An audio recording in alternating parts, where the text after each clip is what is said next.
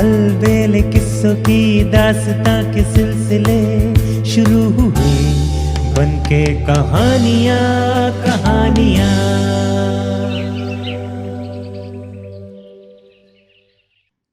आइए सुनते हैं आज की कहानी सवा मन सोना। ये उस समय की बात है जब देवता स्वर्ग और पृथ्वी दोनों जगह रहा करते थे। सूर्य देवता की माँ और पत्नी पृथ्वी पर रहा करती थी और वे खुद स्वर्ग में रहा करते थे। वे सवा मन कंचन सोना अपनी माँ और पत्नी को दिया करते थे और सवा मन कंचन प्रजा को। प्रजा तो सवा मन कंचन ही से खुशी खुशी गुजारा कर रही थी, मगर सूर्य देवता की माँ और पत्नी का गुजारा नहीं हो पा रहा था, क्योंकि वे दोनों बहुत ही भोली थी। उन्हें यह भी पता नहीं था कि कंचन का क्या उपयोग होता है। जब उन दोनों की हालत बद से बदतर हो गई, तब सूर्य देवता की पत्नी ने अपनी सास से कहा, माँ जी, आपके बेटे को तो हम लोगों की चिंता ही नहीं है। यही हाल रहा तो हम दोनों भूखे ही मर जाएंगे। आप उनके पास जाकर उनसे कहिए कि वे कुछ करें। सास को बहू की बात बहुत पसंद आई। वो तुरंत ही अपने बेटे से मिलने देवलोक जा पहुंची। उस समय सूर्य देवता का दरबार चल रहा था। बुढ़िया ने द्वारपाल से कहा, जाकर सूर्य देवता से जाकर कहो कि धरती से उसकी माँ आई है। सूर्य देवता ने द्वारपाल से पूछा, वे किस तरह आई हैं? द्वारपाल ने कहा, महाराज, हाल तो ठीक नहीं है। मैले कुचले कपड़े हैं और साथ में कोई नहीं है। सूर्य देवता ने कहा, उन्हें बाग में ठहरा दो। सूर्य देवता के कहे अनुसार द्वारपाल ने वैसा ही किया। सूर्य देवता दरबार की कार्यवाही खत्म होने के बाद अपनी मां से मिलने पहुंचे। उन्होंने पूछा, ये क्या अपनी हालत बना रखी है? सब ठीक है ना? बुढ़िया ने सूर्य देवता को डांटते हुए कहा, तू सारी दुनिया तो पालता है, मगर हम दोनों सास बहू भूखों मर रही हैं। सूर्य देवता को मां की बात सुन बड़ी हैरानी हुई। उन्होंने मां से पूछा, क्यों मां, आप दोनों सास बहू भूखों क्यों मरती हैं? मैं तो सवा मन सोना पूरे संसार में बांटता हूं और अलग से तुम्हें सवा मन सोना देता हूं। लोग तो सवा मन सोने में ही सुखी व संपन्न हैं और खुशी खुशी रहते हैं, मगर तुम दो लोगों को सवा मन सोना कम क्यों पड़ता है? भला तुम उस सोने का क्या करते हो? मां बोली, अरे बेटा, क्या बताऊं, हम तो उसे हांडी में उबाल कर पीते हैं। सूर्य देवता को अब जाकर सारा माजरा समझ में आया। वे हंसते हुए बोले, मां, आप भी इतनी सीधी हैं कि मैं क्या कहूं। भला सोना भी कोई उबालकर पीने की चीज है? इसे आप बाजार में बेचकर अपनी जरूरत की मनचाही चीजें ले आएं। इससे आप दोनों के सारे दुख दूर हो जाएंगे। बेटे की बात से संतुष्ट हो मां खुशी खुशी लौट आई। जिस समय सूर्य देवता अपनी मां को ये सारी बातें बता रहे थे, उस समय उनकी पत्नी भी मधुमक्खी के रूप में वहां मौजूद थी। सूर्य देवता की बातें सुन वो अपनी सास से पहले घर आ गई। उसने तुरंत जाकर बाजार में सोना बेच दिया और खाने का सामान, आटा, दाल, चावल, घी, शक्कर, तेल और जरूरत की सभी चीजें खरीद ले आई। कुछ देर बाद जब मां वापस आई तो घर का बदला रूप देख बड़ी हैरान हुई। उसने बहू से पूछा, ये सब कैसे ले आई, कहां से लाई? बहू ने मासूम बनते हुए कहा, सोना बेचकर ले आई। माँ जी, आपके बेटे ने क्या कहा? सास ने कहा, बहू, उसने जो कहा था वो तो तूने पहले ही कर दिया। अब सास बहू के दिन बड़े आराम से बीतने लगे। किसी भी चीज की उन्हें कमी न रही। अब तो उनसे लक्ष्मी समेटी नहीं जा रही थी। इतनी बेहिसाब दौलत देख वे दोनों घबरा गई। बहू ने सास से कहा, माँ जी, पहले हम पेट भर भोजन और तन ढकने को कपड़े तक को तरसते थे। अब इतनी धन संपत्ति है कि हमसे संभाली नहीं जाती। इसका उपयोग कैसे करें? ये क्यों ना आप अपने बेटे से ही पूछाती। बहू की बात मान सास अपने बेटे सूर्य देवता से मिलने स्वर्गलोक पालकी में बैठकर नौकर चाकर साथ ले चल पड़ी। इस बार भी मधु मक्खी बनकर उससे पहले ही वो वहां पहुंच गई थी। मां ने वहां पहुंचकर द्वारपाल के जरिए अपने आने की खबर भिजवाई। द्वारपाल ने सूर्यदेव को जाकर ये सूचना दी, महाराज आपकी माताजी आई हैं। सूर्य देवता ने पूछा, मेरी माँ किस तरह आई है? द्वारपाल ने कहा, महाराज वे बड़े राजसी ठाट बाट से आई हैं।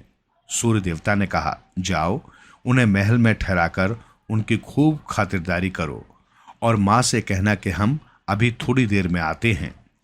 द्वारपाल ने सूर्य देवता की माताजी को महल में ठहरा दिया और महल के नौकर चाकर उनकी सेवा में लगा दिए। सूर्य देवता अपना काम खत्म कर माँ से मिलने पहुंचे। उन्होंने माँ से पूछा, अब तो आप लोगों को किसी चीज की परेशानी नहीं है? इस पर माँ बोले, बेटा अब हमें कोई परेशानी नहीं है। अब तो हमारे पास इतना धन है कि हमसे संभाले नहीं संभलता। तू ही बता हम इस धन का उपयोग कैसे करें? हमारी तो कुछ समझ में ही नहीं आ रहा है। अपनी माँ की बात सुनकर सूर्य देवता मुस्कुराए और बोले, मेरी प्यारी भोली माँ, ये भी कोई समस्या है? धन का खर्च करना तो बड़ा ही आसान है। खाने पीने के बाद जो बचे उससे तुम दान पुण्य करो, कुएं बावड़ी खुदवाओ और धर्मशालाएं बनवाओ। ऐसे कई काम हैं जिन पर तुम बड़ी आसानी से धन खर्च कर सकती हो और लोगों का कल्याण भी कर सकती हो। मधुमक्खी बनी बहू पहले से ही वहां पर मौजूद थी। वो सारी बातें सुन तुरंत अपने घर आ गई और सदाव्रत खोल दिया। धर्मशाला, कुएं, बावड़ी आदि का काम शुरू करवा दिया। सास जब घर लौटी तो बहू ने पूछा, माँ जी क्या हाल है आपके बेटे के और उन्होंने क्या कहा? सूर्य देवता की माँ ने घर के बदले रंग ढंग को देखकर कहा, बहू जो कुछ उसने बताया था तू तो पहले ही कर चुकी। काफी समय से घर की कोई खोज खबर न मिलने के कारण सूर्य देवता को माँ और पत्नी की बड़ी चिंता हुई। उन्होंने सोचा कि चलो खुद ही चलकर उनकी खोज खबर ली जाए। साधु का भेष धारण कर अपने घर पहुंचे। दरवाजे पर खड़े हो आवाज लगाई, हर हर महादेव। आवाज सुनकर सूर्य देवता की माँ भिक्षा देने के लिए अन्न लेकर आई। साधु बोला, माई हम अन्न का क्या करेंगे? हम तो आज आपके यहाँ ही भोजन करेंगे। अगर हमें भोजन नहीं कराया तो हम शाप दे देंगे। शाप के नाम पर सूर्य देवता की माँ घबरा गई और विनती करते हुए बोली, महाराज शाप मत दीजिए, मैं आपको भोजन जरूर कराऊंगी। इस पर साधु बोला, माई भोजन तो हम एक ही शर्त पर करेंगे। भोजन तुम्हारी बहू बनाएगी तभी हम ग्रहण करेंगे। बूढ़ी माँ बोली, महाराज जैसा आप कह रहे हैं वैसा ही होगा। उसके कहने पर बहू ने 36 तरह के पकवान बनाए और 32 तरह की साग सब्जी बनाई। जब खाना तैयार हो गया तब माँ साधु को बुलाने गई। साधु ने फिर एक शर्त रखी। वो बोला, हम तो उसी चौकी पर बैठेंगे जिस पर आपका बेटा बैठता है। खाना भी उसी थाली में खाएंगे जिसमें आपका बेटा खाता है और हम जब तक भोजन करेंगे तब तक आपकी बहू हमें पंखा झालेगी। अगर आपको ये मंजूर हो तो ठीक है, वरना मैं अभी शाप देता हूं।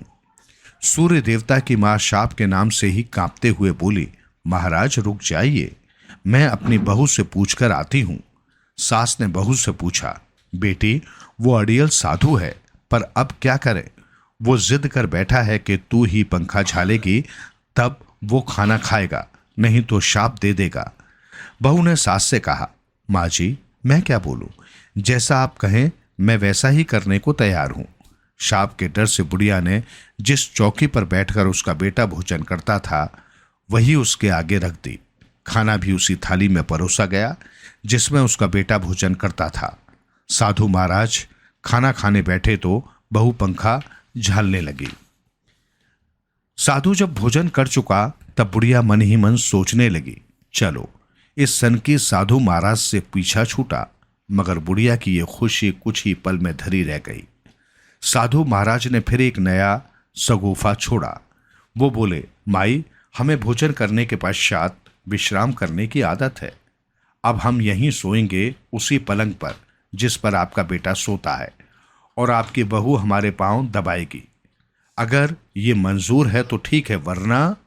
बीच में ही मां बोल उठी, महाराज, मैं अभी बहू से पूछती हूं, आप शाप मत दीजिएगा। भागी भागी बहू के पास पहुंची और सारी बातें बताई। बेटी, अब इस अड़ियल साधु ने तो हद ही कर दी। वो उसी पलंग पर सोना चाहता है जिस पर मेरा बेटा सोता है, और तू उसके पैर दबाएगी, ये भी उसकी जिद है। अब क्या करूं? अगर इसकी बात नहीं मानती हूं तो ये हमें शाप दे देगा। अब तू ही कोई रास्ता निकाल। बहू कुछ सोचकर बोली, माँ जी, मेरी तो कुछ समझ में नहीं आ रहा है। आप जैसा कहें मैं वैसा करने को तैयार हूं। सूर्य देवता जिस पलंग पर सोते थे वो पलंग तुरंत सजाया गया। साधु महाराज उस पर लेट गए। बहू उनके पैर दबाने लगी। तभी 6 महीने की रात हो गई। संसार में त्राही त्राही मच गई। ये सब देख सूर्य देवता की मां समझ गई, साधु के रूप में उसका बेटा ही घर आया है। उसने बेटे से कहा, बेटा, तू इतने वर्षों बाद घर आया भी तो इस तरह छिपकर क्यों आया? मैं तो तुझे जी भरकर देख भी नहीं पाई। बेटा, मेरा मन तो चाहता है कि कुछ समय और तू मेरे पास रहे, लेकिन क्या करूं? देख, इस संसार में तेरे बिना कैसा हाहाकार मचा हुआ है। जा बेटा, तू अपना कामकाज संभाल। सूर्य देवता मां से आज्ञा ले वापस स्वर्गलोक आ गए। पहले की भांति संसार के कामकाज होने लगे। इधर सूर्य देवता की पत्नी ने 9 माह बाद एक सुंदर और तेजस्वी पुत्र को जन्म दिया। वो बच्चा समय के साथ बड़ा होता रहा। एक दिन सूर्य देवता का बेटा अपने दोस्तों के साथ गुल्ली डंडा खेल रहा था। खेलते खेलते बच्चे आपस में झगड़ पड़े। उसने झगड़ा शांत करने की वजह से अपने बाप की कसम खाई। ये सुन उसके साथियों ने उसे ताना मारते हुए कहा, अरे, क्या तूने अपने बाप को कभी देखा है? तेरा बाप तो है ही नहीं, तू तो बगैर बाप का है। जा, घर जाके पूछ कि तेरे पिता कहाँ हैं, तभी हमारी बात पर तुझे यकीन होगा। लड़का रोता हुआ घर आया तो दादी ने पूछा, बेटा, तू क्यों रो रहा है? क्या किसी से तुम्हारा झगड़ा हो गया है? लड़का कुछ न बोला और सीधे मां के पास जाकर सारी घटना कह सुनाई और पूछा, मां, क्या मैं बिना बाप का हूं? क्या मेरे पिता नहीं हैं? मां ने उसे बहुत समझाया पर वो नहीं माना। लड़के का हठ देख दादी ने सूर्य की ओर संकेत करते हुए बताया, तेरे पिता को तो बेटा सारी दुनिया जानती है। अगर तेरे पिता ना हो तो सारा संसार अंधकार में डूब जाए। मगर वो बोला, मैं आप लोगों की इन बातों में आने वाला नहीं। मुझे मेरे असली पिता के बारे में बताएं। इस तरह बच्चे को जिद करते देख दादी ने कहा, चल बेटा, आज मैं तुझे सचमुच तेरे पिता के पास ले चलती हूं। बड़े ठाट बाट से नौकरों चाकरों को साथ ले पालकी में बैठकर दादी पोते देवलोक पहुंचे। सूर्य देवता की मां ने अपने और बच्चे की आने की खबर द्वारपाल द्वारा सूर्य देवता तक पहुंचाई। द्वारपाल ने जाकर कहा, महाराज, आपकी माताजी एक बच्चे के साथ आई हैं। वो बच्चा बहुत रो रहा है। मां ने आपको जल्दी आने के लिए कहा है। सूर्य देवता ने बच्चे के बारे में सुना तो वे जल्दी जल्दी अपने सारे काम निपटाकर महल में पहुंचे। उनको देखते ही दादी ने पोते से कहा, बेटा, यही तेरा पिता है। सूर्य देवता ने अपने बेटे को छाती से लगा लिया, उसे खूब प्यार किया। बालक अपने पिता से मिलकर बहुत खुश हुआ। उसका रोना बंद हो गया। उस दिन से सब सुख चैन से रहने लगे।